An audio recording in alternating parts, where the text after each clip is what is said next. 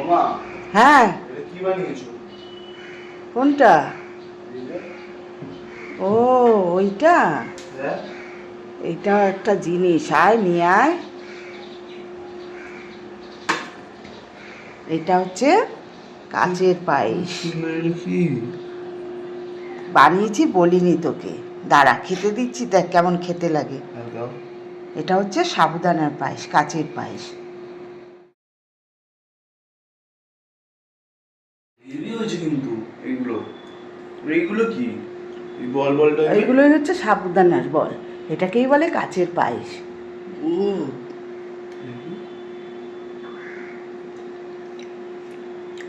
তাহলে তুমি না এই চালের পায়েস বন্ধ করো, এই সাবুদানার পায়েসই করো। আমি আগে থেকেই 200 গ্রাম সাবুদানাকে 3 ঘন্টা ভিজিয়ে রেখেছিলাম। আমি এখানে বড় দানার সাবু ব্যবহার করেছি, তোমরা চাইলে ছোট দানার সাবু ব্যবহার করতে পারো। বেশি জল দিয়ে ভিজিয়ে রাখবে না, কারণ এটিকে একটি আঠালো পেস্ট তৈরি করতে হবে। জল বেশি থাকলে সাবুর বল গড়তে অসুবিধা হবে। যেটুকু জল দেব সেটি যেন সাবুদানার মধ্যে সোক করে নেয়। এরপর এতে সামান্য লবণ দিয়ে একটি আঠালো পেস্ট তৈরি করে নিলাম। হাতে সামান্য ঘি মাখিয়ে একে একে কাচের বলগুলি তৈরি করে নেব।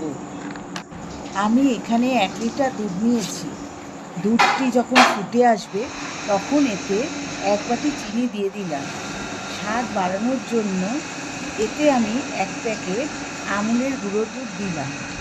তারপর দিয়ে দিলাম 3টি এলাচের দানা। এরপর যেটি করলাম সেটি হলো দুধে কাচের বলগুলি দিয়ে দেব। বলগুলি একটু ছোট ছোট করে গড়বে। প্রথমবার বানালাম, তাই বুঝিনি যে বলগুলি দুধে দেওয়ার পর ফুলে খুবই বড় হয়ে গিয়েছিল। যাই হোক, ছোট করো বা বড় করো, টেস্ট কিন্তু একই রকম হবে। মাঝে মাঝে মিষ্টি খেতে ইচ্ছা করলে বা পায়েস খেতে ইচ্ছা করলে চালের বদলে সাবুদানা দিয়ে কাচের পায়েস বানিয়ে খাবে,